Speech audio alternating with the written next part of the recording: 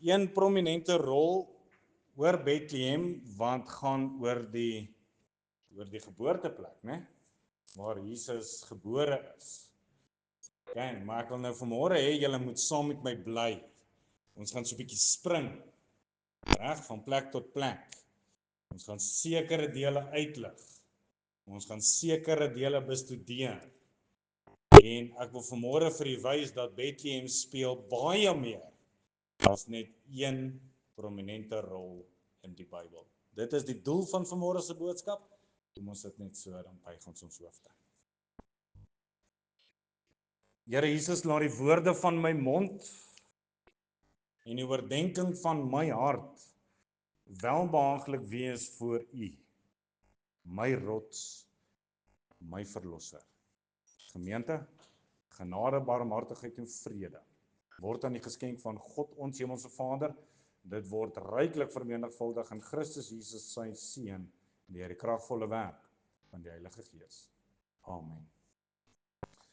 Ek wil julle nooi om die woord van die Here saam met my oop te maak. Ons skriflesing vanmôre vind ons in Micha. Micha hoofstuk 5.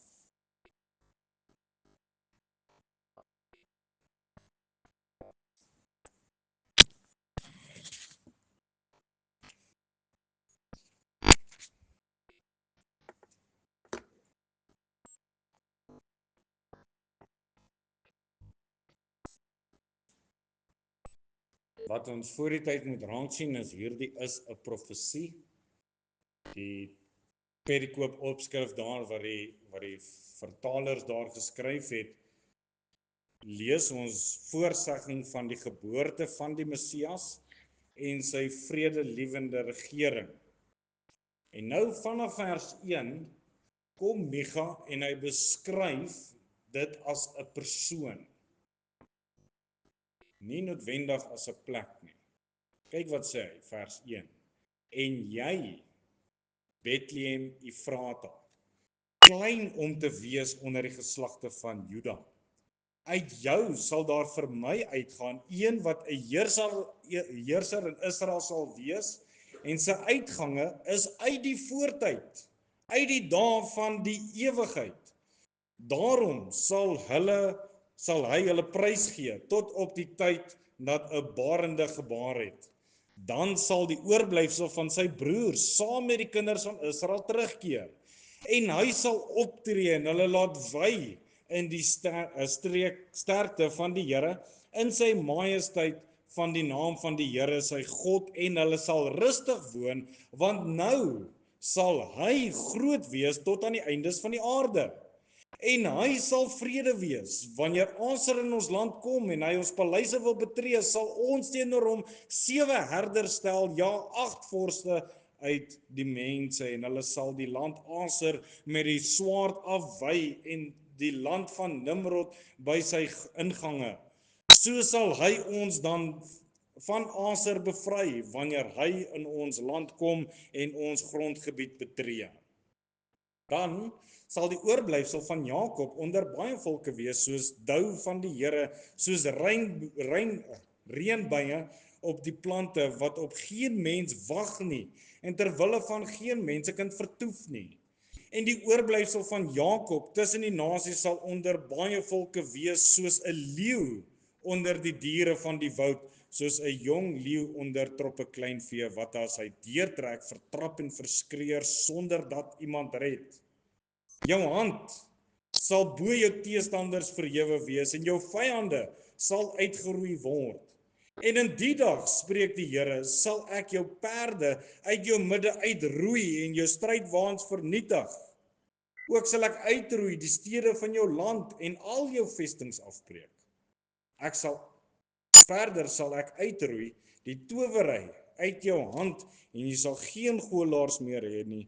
En ek sal uit jou midde uitroei jou gesnede beelde en jou klippilare, sodat jy jou nie meer voor die werk van jou hande sal neerbuig nie. En ek sal uit jou midde uitruk jou heilige boomstamme en jou stede verwoes. En ek sal in toorn en grimmigheid wraak neem op die nasies wat nie geluister het nie. Net tot sover die kosbare woord van die Here vir die manne vir wie dit moontlik is. Ek nooi julle staan saam met my. dan soek ons die Here ook in gebed.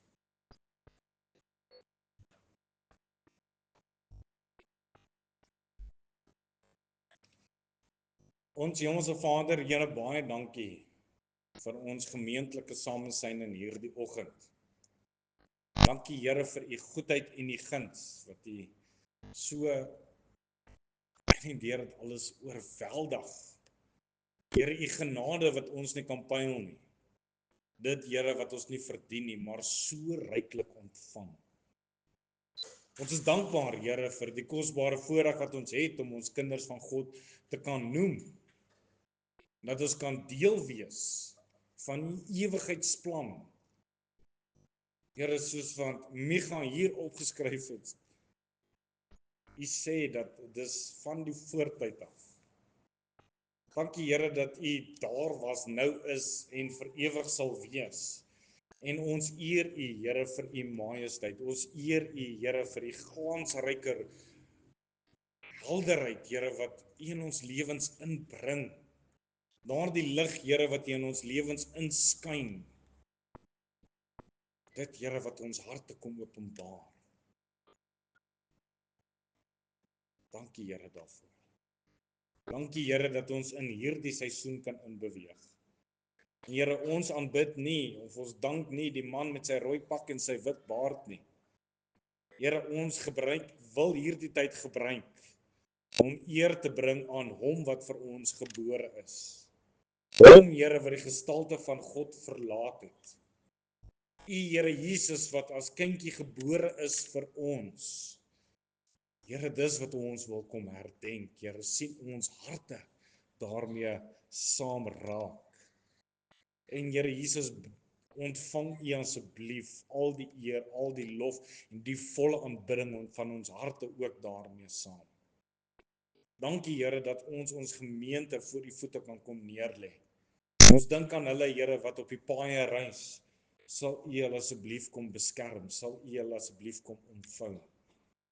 Ons dink aan hulle Here wat 'n kwaal in die liggaam het. Here Jesus, sal u hulle in hierdie tyd ook kom ontmoet. Sal u hulle kom aanraak. Here, ons kom bid vir genesing, volle herstel. Wanneer ons dink aan Tannie Marietjie wat daar in die hospitaal is. Wanneer ons dink aan Menzel, Here, wat in sulke moeilike omstandighede moet wees. En elke liewe een. Ons dink aan Tannie Barbara wat haar uitslaag gaan kry. Here, wees hulle as gesin ook asseblief naby. En meer nou, Here, wanneer ons u woord gaan bestudeer. Wanneer ons van een punt na 'n ander punt gaan beweeg, kom vra ons Here dat u ons gedagtes vir 'n oomblik net so kom stil maak. So wat ons in die konsistorie gebid het, Here, dat ons van maandag en vrydag sal vergeet. Dit wat gebeur het, dit wat moet gebeur. Maar Here, mag u stem asseblief duidelik hoorbaar in ons gemoed wees. En Here Jesus, sal u ons ook asseblief daarin lei. Dankie Here dat ons dit alles nou by u voete kan kom neerlaat. Weens die vertroue, Here, dat u wat die goeie werk in ons begin het, Here Jesus, u sal dit ook so volëindig tot op die kosbaarheid. Daardie dag, Here, wanneer ons sal opkyk na die wolke en u ook daar sal raak sien. Here Jesus, vir u lieflike naam. Amen.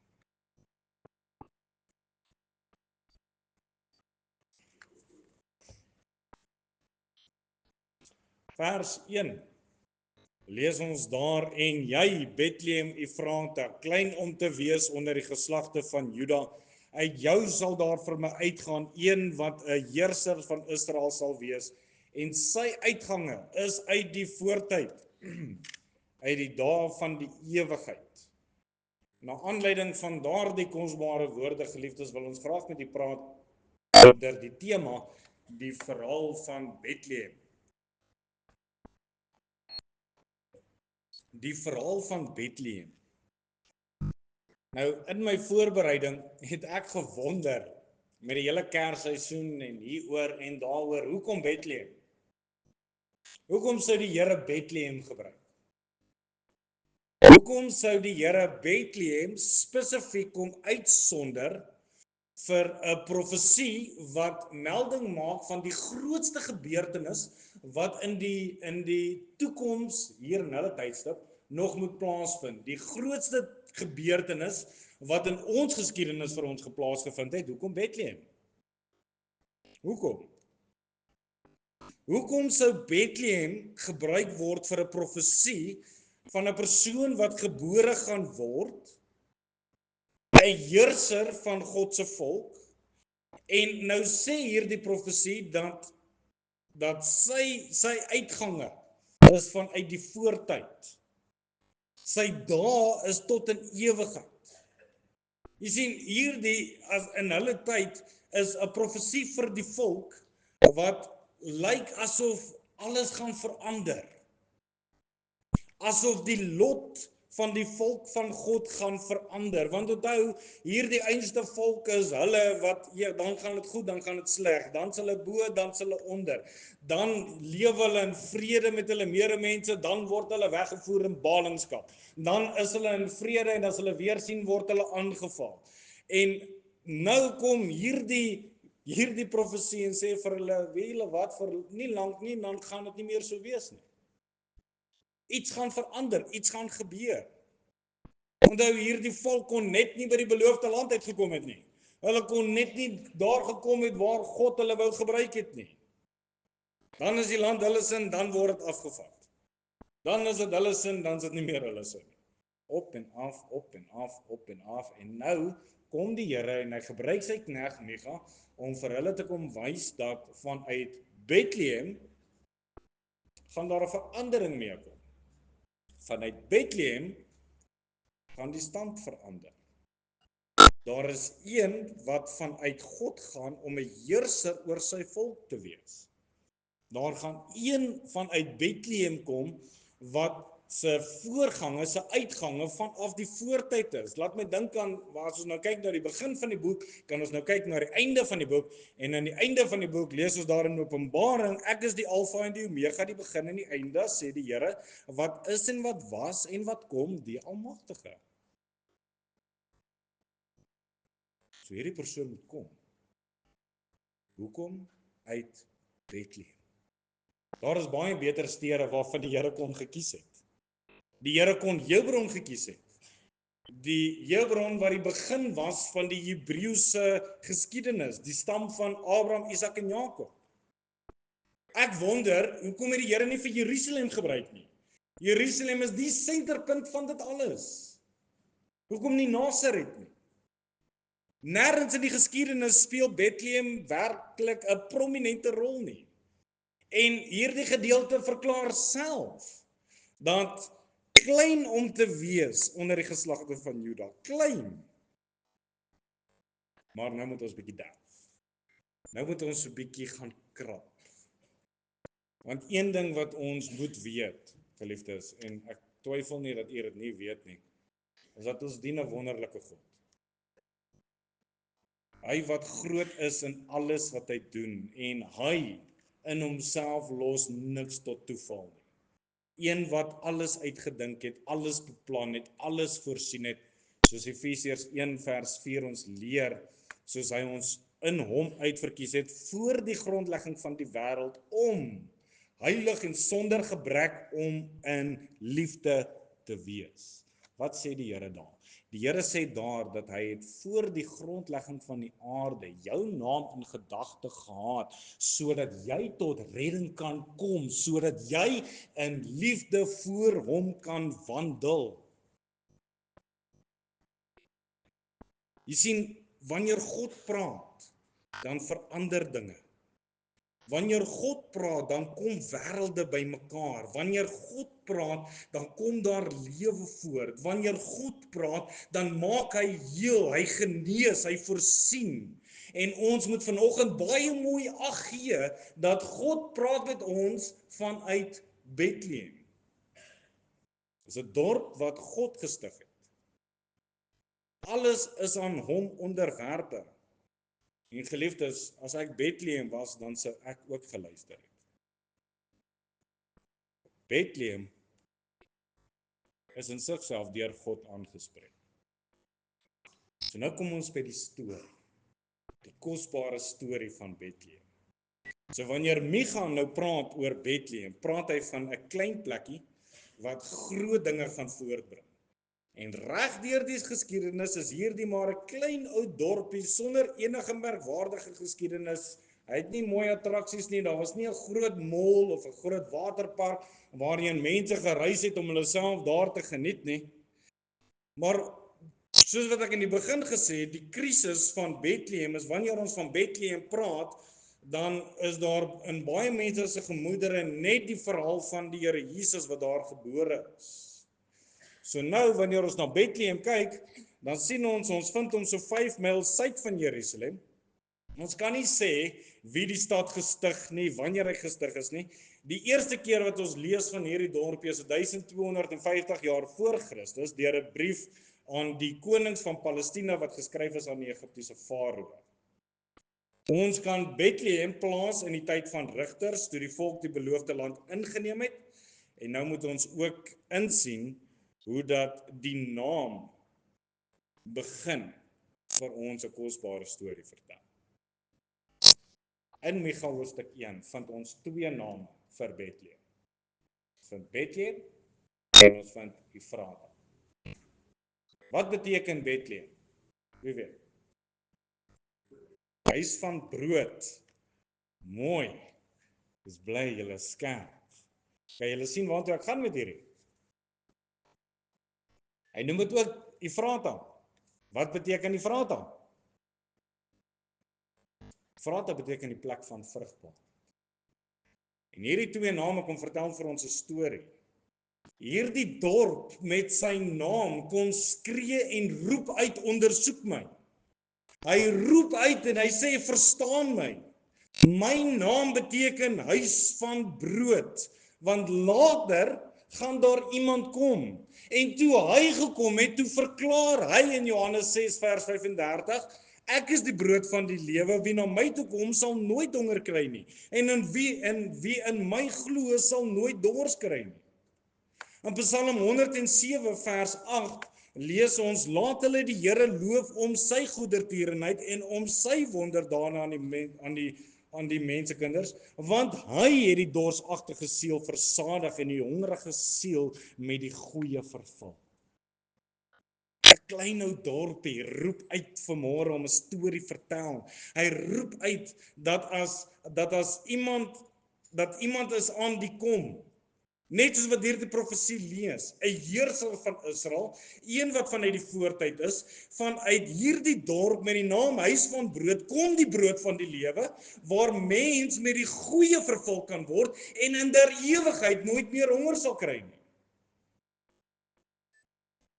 Hy vat 'n klein ou dorpie, iets wat eintlik niks beteken nie. Geen merkwaardige waarde het nie en hy verander dit in iets wat gebruik kan word.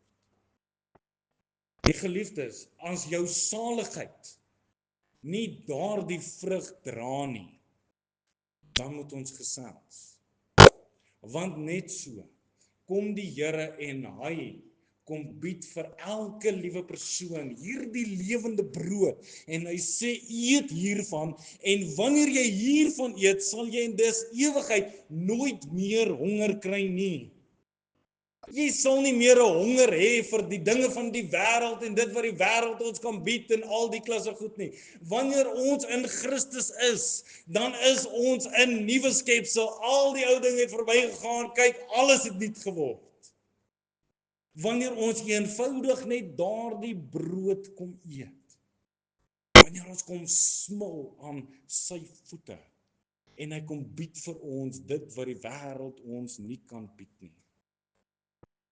Geliefde, ek vra u vanmôre, het u al daardie brood geëet? Is u honger in hierdie oggend al geblus? Het u al daar by Bethlehem stil geword? Maak nie saak hoe klein en vergeetagtig ons dalk mag wees nie. Die Here Jesus staan vanmôre en hy gee vir u die brood. Hy gee vir u die brood. Hy nooi u. Kom eet. Ek wil jou versadig. Verder kry ons ook vir Bethlehem in Genesis 35. Weet julle wat gebeur in Genesis 35? In Genesis 35 vind ons vir Jakob besig om sy hele huisgesin te trek. Hulle is besig om te trek na Kanaan toe. En Rachel is hoogswanger. Nie baie slim van hulle gewees om so hoogswanger tannie te laat trek en so ver te laat loop nie, want ek het nou gehoor dat as 'n vrou haar kraamproses wil aanjaag, dan moet sy nou loop. So hulle het in en deur het alles daai kraamproses mooi aangejaag en nou loop sy en sy loop. En hier op hulle reis gaan sy in kraam en sy gee geboorte. En ongelukkig het sy toe nou gesterf. Rachel sterf, maar die kind leef. En nou lees ons in Genesis 35 dat hierdie het alles afgespeel daar by Bethlehem. Rachel het dan gesterwe en sy is begrawe op pad na Efrat, dit is Bethlehem.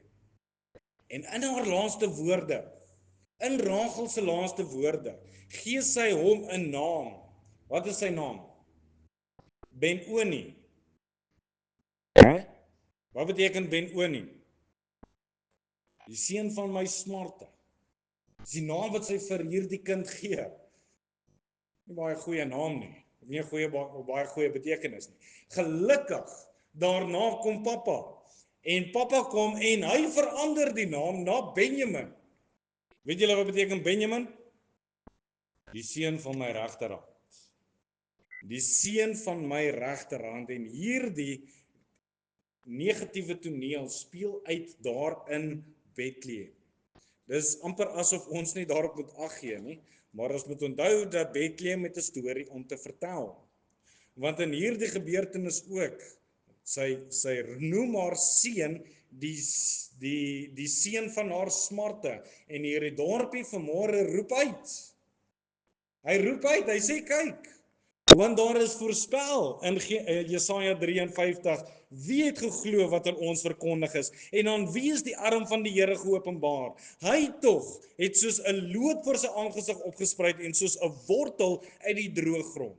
Hy het geen gestalte of heerlikheid gehad dat ons hom sou aansien nie, en geen voorkoms dat ons hom sou begeer nie. Hy was verag en deur die mense verlaat, 'n man van smarte en bekend met krankheid. Ja, soos een vir wie mense gelaat verberg. Hy was verag en ons het hom nie geag nie. En o, liewe vriende, was hy nie 'n man van smarte nie?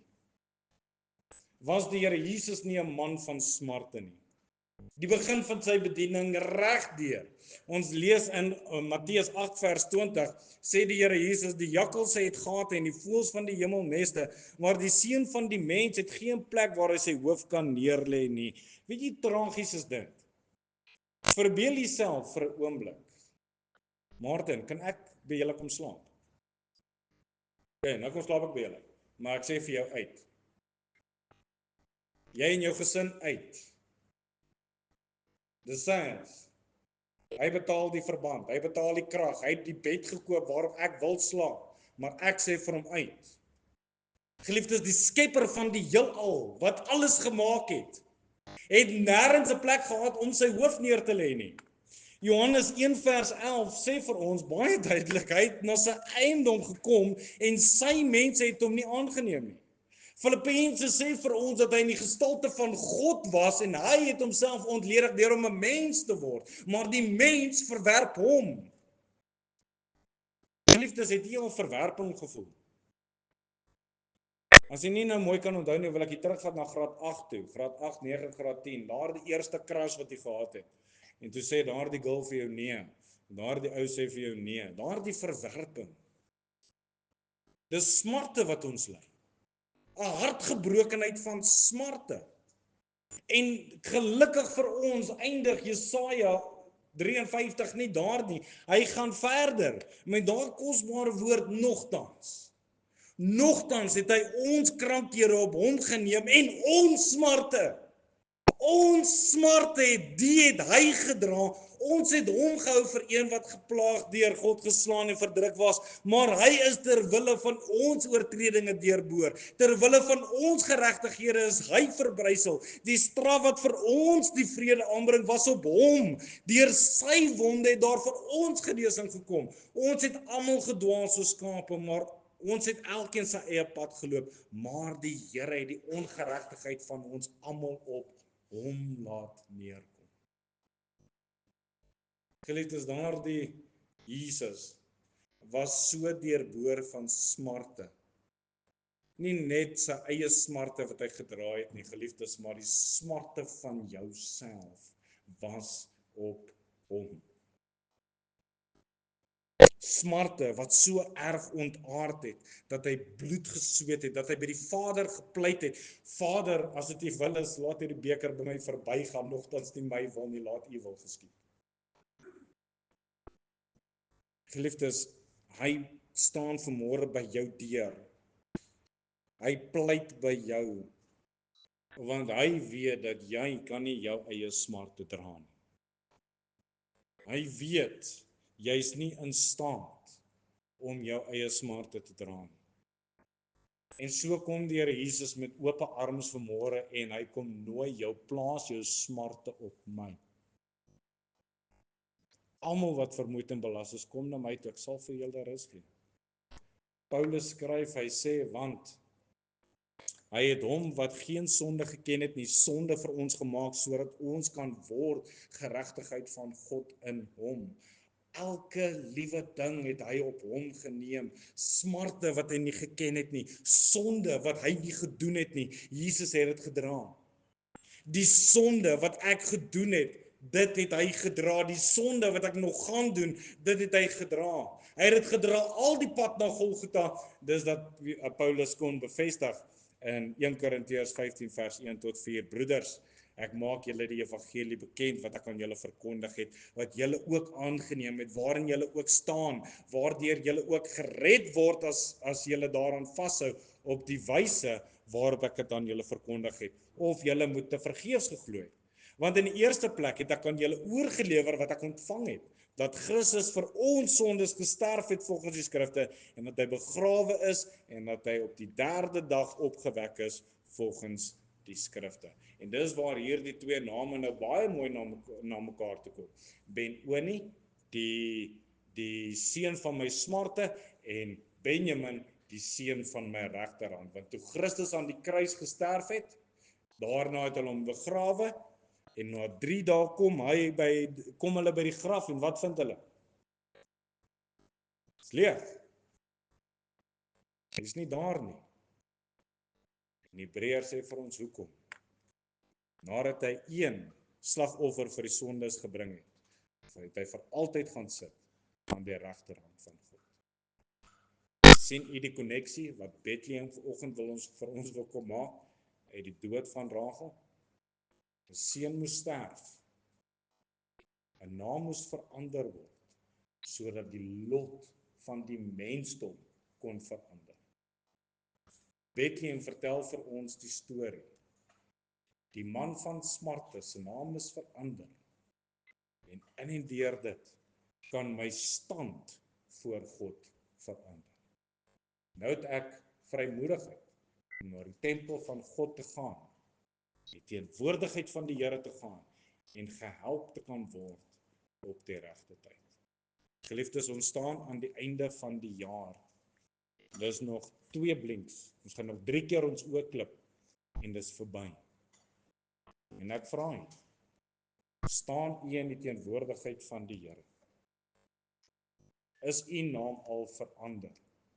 Vanaf die smarte wat ons eens op 'n tyd moes gedra het, na die seun aan die regterhand van God. Waar ons in teenwoordigheid met hom is, daagliks met hom praat.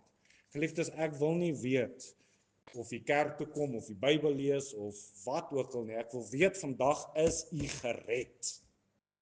Is u weergebore? Het u daai vrede wat alle verstand te bowe gaan, omdat God jou siel uit genade gered het?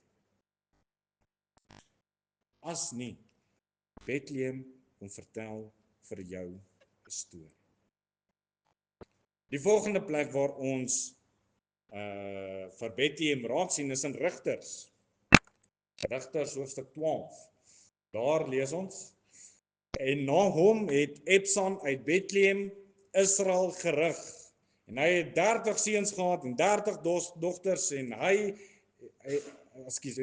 30 dogters het hy uitgehuwelik en van buite af 30 dogters vir sy seuns ingebring en hy het Israel 7 jaar lank gerig. Nou ek wil hê jy moet let op daai woord gerig. Maar die woordjie gerig is 'n term vir 'n regter. Ebsan was dalk die regter vir Israel. Maar vanuit Bethlehem kom daar 'n ware regter. 2 Timoteus bevestig dit vir ons. Hy sê verder is my weggelê die kroon van die geregtigheid wat die Here die regverdige regter my in die dag sal gee, nie aan my alleen nie, maar ook aan almal wat sy verskyning liefgehad het. In Openbaring hoofstuk 15 lees ons daar, uit sy mond gaan daar 'n skerp swaard om die nasies daarmee te slaan en hy sal hulle met 'n ysterstaf regeer en hy trap die parskyp van die wyn van die grimmigheid van die toorn van God die Almagtige. 'n Regter wat vanuit Bethlehem kom, een wat beslis tussen reg en verkeerd, een wat leiding gee tussen wat moet gebeur en wat nie moet gebeur nie, een wat alles vorentoe bepaal. Die Here Jesus sê, as julle my liefhet, sal ons kerk toe kom, my 10de betaal, Bybel lees, bid, my laat doop, sal sy gebooie liefhet. Sal sy gebooie liefhet. Wat is sy gebooie? Sy gebooie is die woord van God, sodat hy daardeur vir my en vir jou die regter kan wees. Jy sien, in vandag se tyd is daar so baie opinies. Daar is so baie dingetjies en daadjies. Maar ek vra eenvoudig, as u sê, getuig dat die kind van God is, vra ek eenvoudig, is die Here die regter van jou lewe? Is hy die een wat die besluite maak? Is hy die een wat jou rigting gee? Is hy die een wat in jou lewe bepaal die verskil tussen reg en verkeerd? 'n Volgende verhaal van Bethlehem sien ons in die storie van Rut. Onthou julle vir Rut? Baie lief vir die storie van Rut. So om julle so 'n bietjie agtergrond te gee, Naomi het 2 seuns. Haar 2 seuns is getroud en hulle bly almal saam en al die klas van goed. En op 'n dag is die 2 manne, hulle is toe nou oorlede. En Orpa en Rut, haar 2 seuns se vrouens, eindig toe op by Naomi. En met die swaar omstandighede wat geheers het weens die hongersnood, sê Naomi vir die 2 dogters, hoor hierso, gaan liewer huis toe. Gaan terug na julle familie toe, daar sal julle versorg word en al die klas goed. En albei van hulle weier. Hulle sê toe net nee, ons gaan nie. Hulle dring aan by Naomi om by haar te bly en naderhand toe groet Orpa en sy gaan toe en Rut bly toe nou agter. En nou lees ons in Rut hoofstuk 1. Daarop sê sy, kyk, jou skoonsister het omgedraai na haar volk en na haar gode.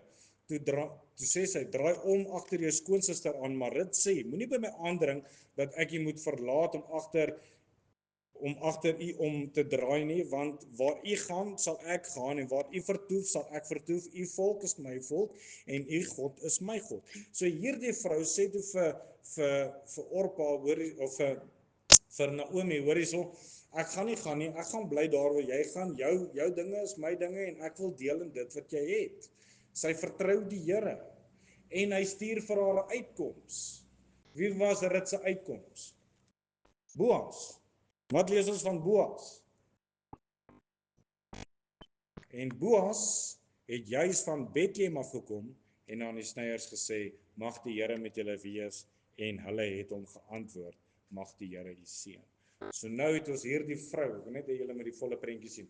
Ons het hierdie vrou wat in verdrukking is, daar's hongersnood, daar's nie kos nie. Nou sy by haar skoonma, haar man is oorlede, sy is hartseer. Sy weet nie waar môre gaan inkom nie en al die klasse goed. En hier verskyn Boas vanuit Bethlehem. En as jy die verhaal mooi gaan lees, dan sal jy sien dat haar hartseer is verander. Sy vind genade. Daar by Boas kry sy aanvaarding. Sy kry hoop. Sy het 'n toekoms. Sy's gerestoreer. Sy vind 'n nuwe familie in 'n klein ou dorpie met die naam van Bethlehem. En Bethlehem roep uit. Hy sê kyk vorentoe, nie na my as dorp nie, maar na die een wat vanuit my gaan kom. En nou lees ons in Johannes 1 vers 12 en 13, almal wat hom aangeneem het aan hulle het hy mag gegee om kinders van God te word, aan hulle wat in sy naam glo, wat nie uit die bloed of uit die wil van die vlees of uit die wil van 'n man nie, maar uit God gebore is. Jy sien, dis daar waar ons ook daardie vrede kan kry. Dis daar waar ons ook die aanvaarding kan kry. 'n Nuwe hoop, 'n nuwe restaurasie. 'n Ou mens agterlos, 'n nuwe familie in die koninkryk van God kan inkyk. En nou weet ons dat Hebreërs dit bevestig, want daarom kan hy ook volkome red, die wat deur hom tot God gaan, omdat hy altyd leef om vir hulle in te tree.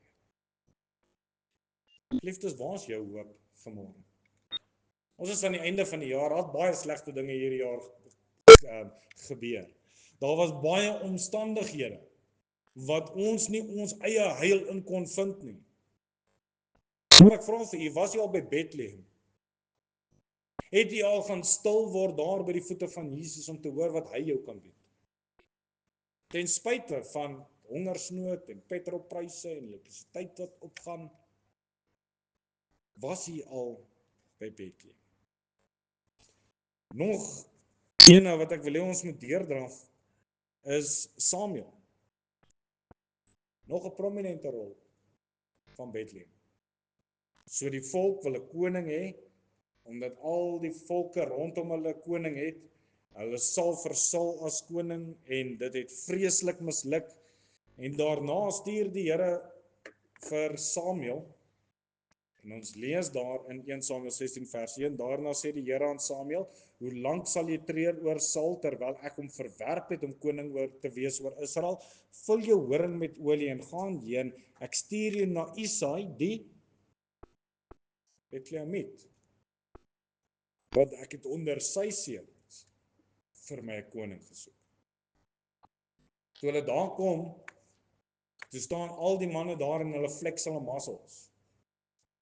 Wys hoe mooi en sterk en goed hulle is. En Samuel kom by die eerste ou en hy sien, hierdie ou se muscles lyk fantasties en hy moet die koning wees. En die Here sê nee, loop verby. En hy kom by die tweede broer en hierdie broer is ook mooi en al die klasse goed en die Here sê vir hom gaan verby. Naderhand is hy deur al die broers en hy het nie antwoord nie en hy vra vir Isaai, is daar nie nog een nie? En hy sê ja, maar die seun van my hy's niks werd nie. Hy is niks werd nie. Hy is daar agter in die veld besig om die skape op te pas. En toe Samuel daar agter kom, toe sê die Here vir hom, dis hy. Nie die een met die mooiste gelaat en die sterkste muscles nie. Dis hy. Hierdie ou skaapherder en hierdie skaapherder staan toe op. En hy gaan staan toe vir Goliat dood met een klip. Nie omdat hy sy familie geterg het nie, maar omdat hy die slagordes van God uitgedaag het. Hy maak 'n bespotting van sy God. 'n Eenvoudige klein herdertjie word deur God gebruik om 'n koning te word van sy volk. En weer roep Bethlehem se stem uit. Bethlehem se stem roep uit deur die woorde van die Here Jesus waar hy sê in Johannes 10, ek is die goeie herder, ek ken my eie en word deur my eie geken, net soos my Vader my ken. Ek ken ook die Vader en ek lê my lewe af vir die skape. En geliefdes, dit gaan so wees dat ons soms so 'n bietjie gaan afdwaal. Dit is nie foutloos nie. Maar gelukkig lees ons in Lukas 15 Watter man onder julle wat 100 skape het en een van hulle verloor, laat nie die 99 in die woestyn staan en gaan agter die een aan wat verloor is, totdat hy dit kry nie. En as hy dit kry, sit hy dit met blydskap op sy skouers. Petrus het dit bevestig. Hy sê dat ons almal was soos dwaalende skape, maar nou het julle teruggekeer na die herder en opsiener van julle siele. Jy sien, dis daar waar elke kind van God behoort te verklaar, soos wat Dawid verklaar het, die Here is my herder, niks sal my ontbreek nie. Niks nie. Ons behoort te verklaar, soos wat Dawid verder daar sê, al gaan ek in 'n dal van doodskaduwee, ek sal geen onheil vrees nie. Jy sien, hy is die een wat alles in plek hou. Dis hierdie Jesus, die ware koning, die ware een wat ons veilig hou, wat ons versorg.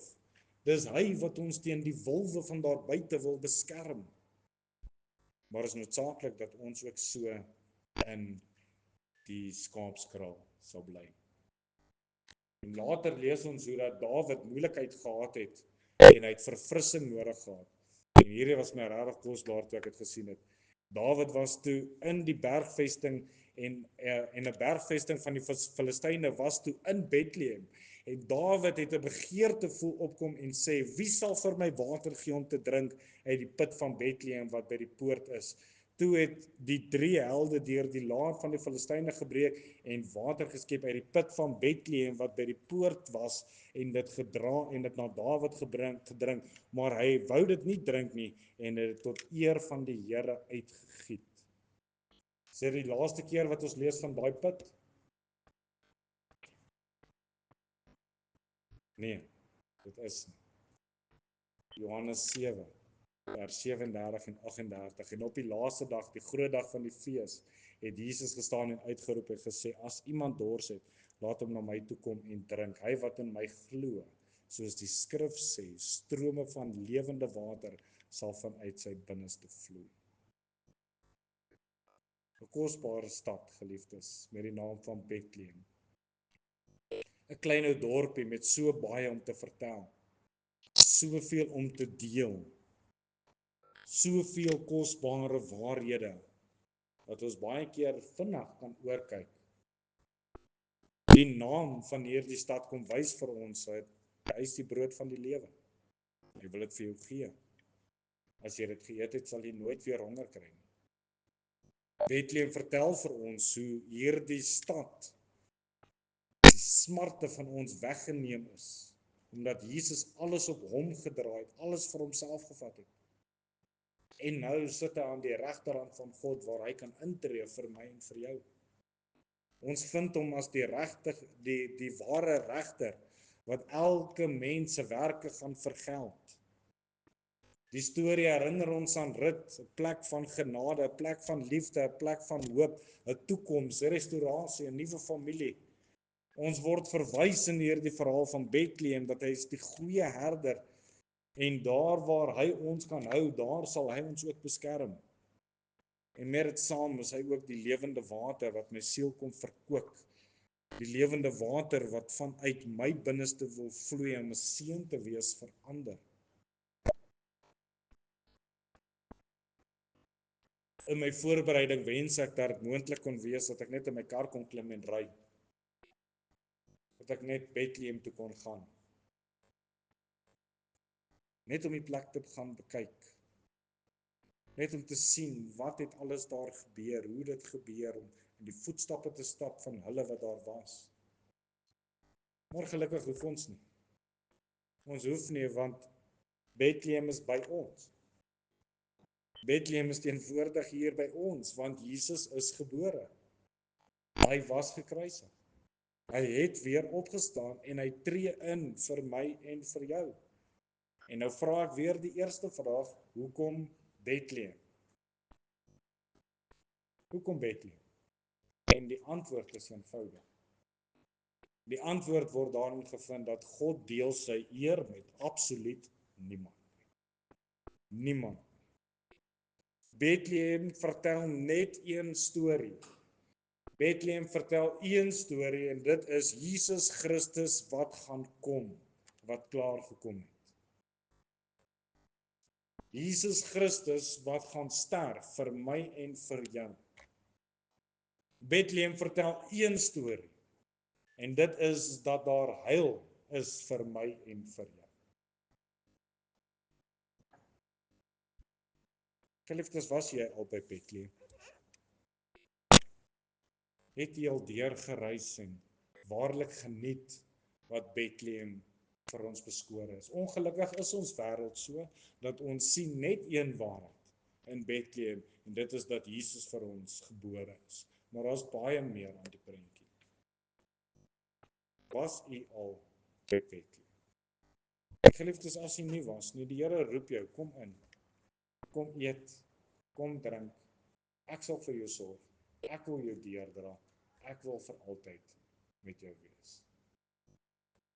Mag die genade van die Here, geliefdes, waarlik naby wees, wanneer ons hierdie dinge, die kosteberekening daarvan ook so sal maak.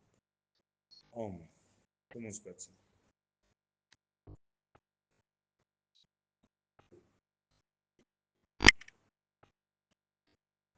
Dierbare Here, baie dankie dat ons vanuit u woord gevoed kon word. Baie dankie Here vir Bethlehem, wat u gebruik het en wat vir ons so baie kosbare waarhede in hierdie oggend kom wys. Maar ons weet, Here, in en deur dit alles, dat daar is net een gedagte. Daar is net een uitkyk. En dit is deur Jesus Christus. En nou, Here, terwyl ons harte stil is in gebed, terwyl ons afgesny is van die wêreld, terwyl ons nie links of regs loer nie, terwyl ons met ons eie harte gekonfronteer word in hierdie oggend, wil ek spesifiek kom bid vir elke liewe persoon in hulle eie gemoed nou. Want Here, u ken ons begeertes, u ken ons drange, en Here, u weet ook of ons vir u al in Bethlehem kom ontmoet het. En Here, wanneer ons daardie vraag vir onsself afvra, dan weet ons ook wat die antwoord is. Ons verstaan dit wat u vir ons kom doen het, ons verstaan dit wat u deurgegaan het. Maar in en deur dit, Here, ek net kom vra dat ons waarlik daardie kosteberekening sal maak. Dat ons eerlik met onsself sal wees aangaande Bethlehem.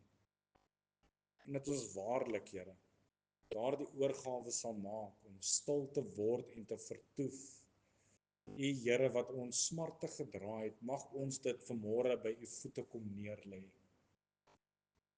U Here wat die prys betaal het, mag ons verlossing en redding by u kom vind.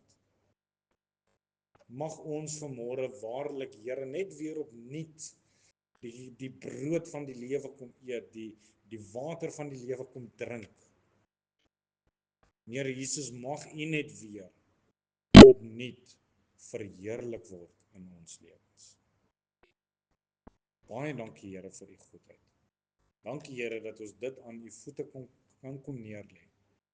Want ons weet dat u alleen is die volëinder, die goeie bewerker van dit alles. Ons bid dit alleenlik in die naam van die Here Jesus Christus. Amen.